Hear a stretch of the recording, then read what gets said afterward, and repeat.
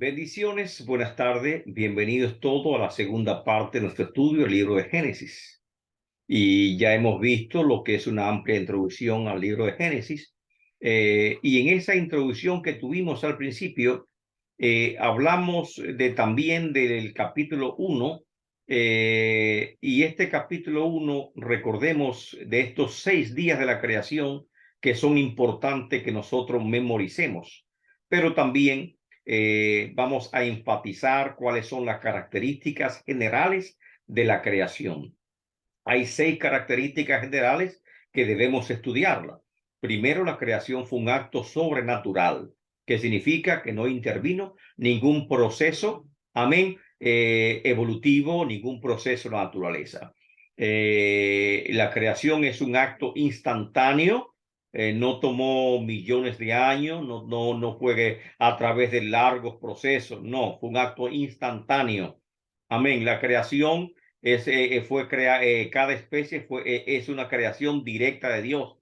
Ninguna especie, ya sea de planta, de animales, amén, proceden de un árbol, de un tronco común, como dicen los evolucionistas, sino que cada especie tiene un árbol genético, un código genético, y ese código genético permanece inseparable, y por lo tanto esto da evidencia, amén, de que cada especie efectivamente fue creada directamente de Dios y no que no son producto de procesos evolutivos algunos. En cuarto lugar, la creación fue con apariencia de edad. Dios creó todo en estado adulto. Amén. Y en quinto lugar, la creación fue de la nada. No había ninguna materia, ningún material preexistente cuando Dios comenzó a crear, sino que dice la palabra creatio ex nihilo. Dios creó de la nada. Él mandó y existió. O sea, hizo lo que no existía, y por eso es creación.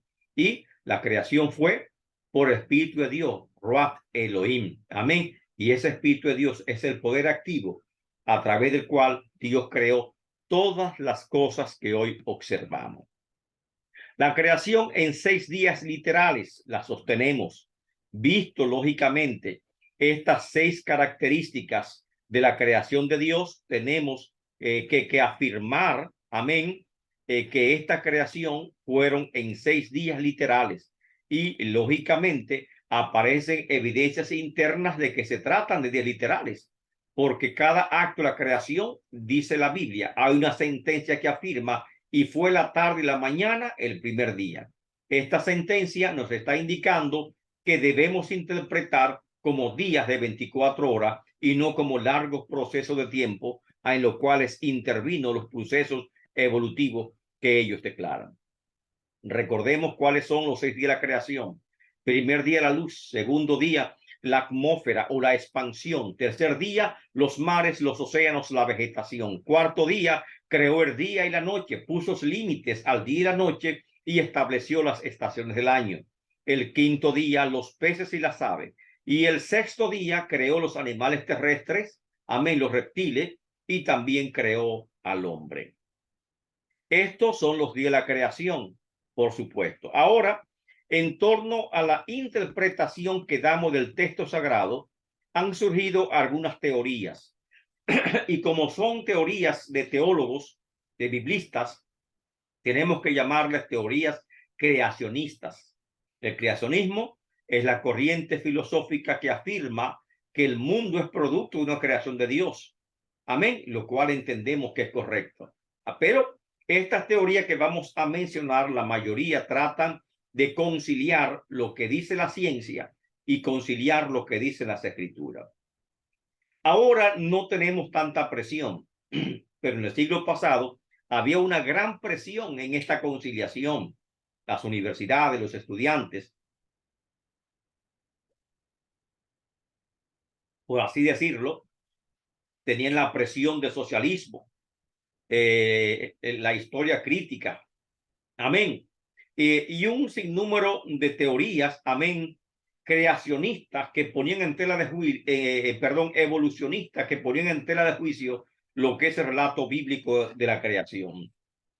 El movimiento racionalista, que puso en duda las propias escrituras y comenzó lógicamente a atacar a los teólogos, algunos cuales se dejaron seducir por estas corrientes racionalistas.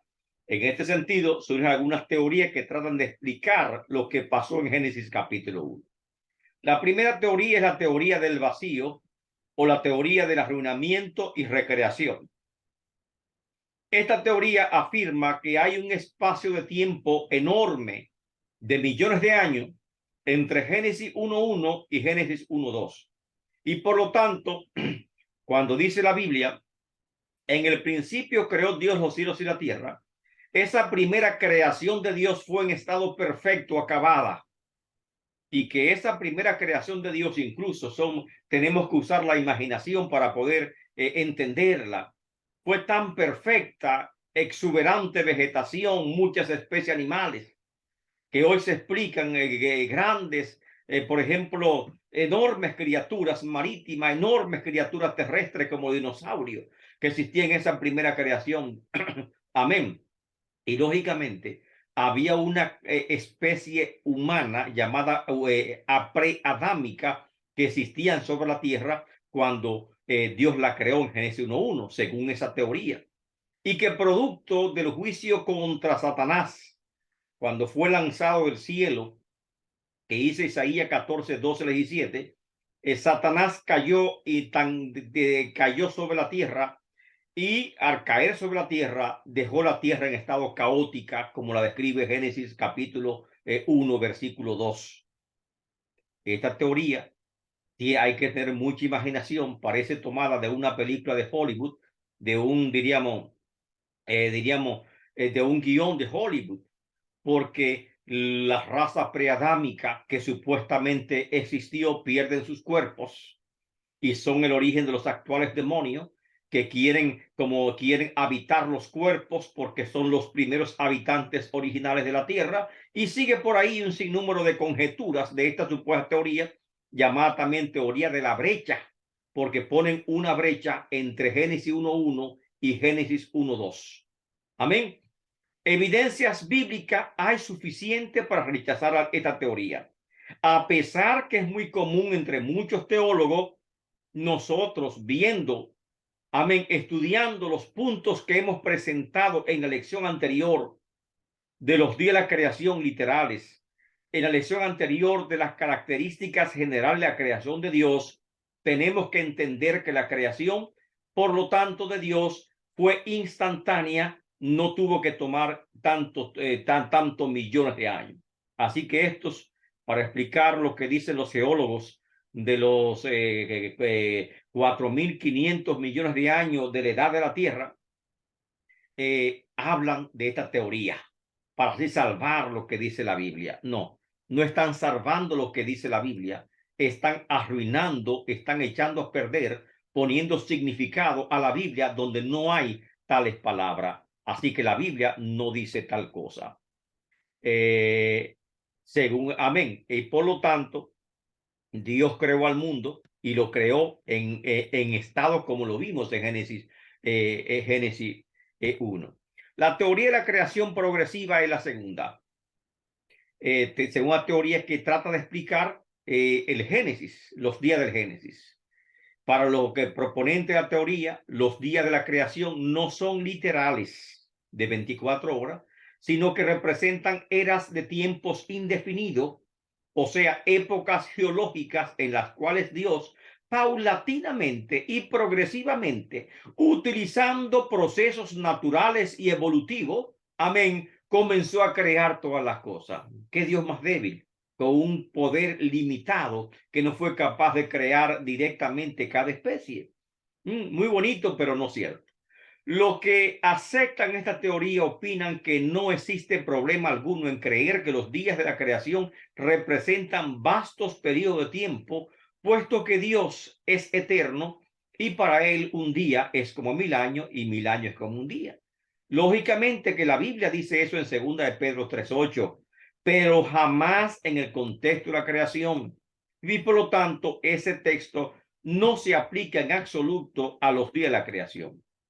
No obstante, la expresión que aparece en cada día de la creación y fue la tarde y la mañana del primer día hace una clara referencia de que estos días de la creación debe ser interpretado necesariamente como días literales y no de manera alegórica, como si fuese una expresión simbólica. Amén, no lo es. En ninguna parte del Génesis me dice que es un relato alegórico, me dice que es un relato histórico, literal, real, y por lo tanto no puedo darle otra interpretación que no sea la interpretación literal. La narración del Génesis, por lo tanto, debe ser tenida como días literales, y tanto la teoría, la primera teoría del arruinamiento y recreación, que Dios creó todo perfecto, demasiado fantasía, demasiado ilusión, demasiada conjetura, que no son sostenidas por las escrituras, y hay que esforzarse demasiado para poner a las escrituras que diga eso. Es demasiado complicado, y cuando usted ve tantas complicaciones, tiene que entender que, amén, que o ellos deben entender que lo que está revelado pertenece a los hombres y lo que no está revelado pertenece a Dios, amén, y por lo tanto esto no está revelado.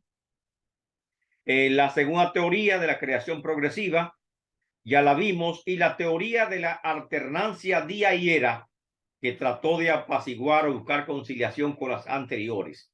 Dicen, este es otro intento fallido, por supuesto, de algunos teólogos de querer conciliar la ciencia con la Biblia. Amén. Dijo un gran sabio, cada puerta que la ciencia abre, amén, en cada ciencia que la ciencia abre, encuentra a Dios. Y esto lo dijo Albert Einstein. Afirman que los días de Génesis fueron en principio periodos de 24 horas, como lo dice el texto, o cortos periodos de tiempo, pero que entre estos periodos cortos de tiempo, llamados días, tuvo lugar una actividad creadora, o sea que hay un espacio entre un día y otro día, y que ese espacio pasaron millones de años. Es lo mismo. Es como decir que Dios, amén, no pudo crear todo continuo, como dice el Génesis, sino que tomó descanso. Y creemos que Dios no tuvo necesidad de tomar descanso, y que cada día de creación hubo un día creador y luego un descanso de miles de años. No, no es así, sino que los días fueron consecutivos. Amén. Y Dios no tomó descanso alguno, porque Dios, amén, lógicamente no le hace falta descansar. Isaías 40:20 dice, no has sabido, no has oído que el Dios eterno es Jehová, el cual creó los fines de la tierra. Y hablando de la creación, no desfallece ni se fatiga con cansancio, y su entendimiento no hay quien lo alcance. Deuteronomio 29:29, que es el consejo que siempre damos, las cosas secretas pertenecen a Jehová nuestro Dios, mas las reveladas son para nosotros y para nuestros hijos para siempre, para que cumplamos todas las palabras de la ley. Ahora, hay una cuarta teoría que es bíblica. Se llama la teoría de la catástrofe universal causada por el diluvio. Los proponentes de esta teoría son creyentes preocupados por mantener inalterable la verdad de la doctrina bíblica en el sentido general, por lo cual interpretan literalmente los días de la creación, que se tratan, por lo tanto, como una narración, diríamos, histórica. Se tratan, por lo tanto, de días de 24 horas, y excluyen todo intento de interpretar los días de la creación de forma alegórica o simbólica. Explican que los grandes cambios geológicos que tanto preocupa a los teólogos y a los hombres de ciencia, las estratificaciones de las rocas, la formación de las rocas, los grandes yacimientos de carbón, los grandes yacimientos de petróleo, el hallazgo de grandes fósiles que se ha encontrado, la datación de esos fósiles que según las pruebas, diríamos, antropológicas, estas pruebas geológicas, perdón, estas pruebas dicen que datan de tantos millones de años. Todo esto se puede explicar, según dicen los autores, a través del diluvio universal. Y esa catástrofe causada por el diluvio va a explicar o rechazar las teorías uniformistas. Uniformismo significa que los procesos de naturaleza requieren requieren tiempo y van uniformemente, extremadamente lento, como es la formación de sedimento de la roca, que para formarse requiere una gran cantidad de tiempo. Según el uniformismo, todo es uniforme, cambio es uniforme. Amén. Sería necesario 1000 años para acumular 30 centímetros de roca estratificada. O sea que se va acumulando esa roca y para convertirse en roca, esa piedra o esa arcilla que se está formando haría falta, amén, 1000 años. Así, estos científicos midiendo las rocas sedimentarias llegan a la conclusión de que la Tierra tiene aproximadamente 4.543 millones de años, porque las sedimentaciones rocosas, amén, así parece indicarlo. El autor, John Wickham, hace una grandiosa introducción a lo que es el tema del catastrofismo bíblico en su obra El mundo que pereció, publicada en el 1973. Esta obra constituye una apología científica, dándonos las herramientas para refutar las teorías creacionistas que nos apartan de la verdad bíblica. Esta obra también se puede complementar con un escrito, con una publicación de John Walton, que dice El mundo perdido del Génesis 1. Amén. Estos dos libros te los recomiendo para que entendamos lo que es el catastrofismo bíblico, que explicaría estos eventos que los geólogos, los antropólogos encuentran inexplicables y que ha motivado a tantos teólogos a querer falsear la verdad bíblica, adaptándola, forzando la interpretación a un concepto o a un prejuicio científico, por así decirlo.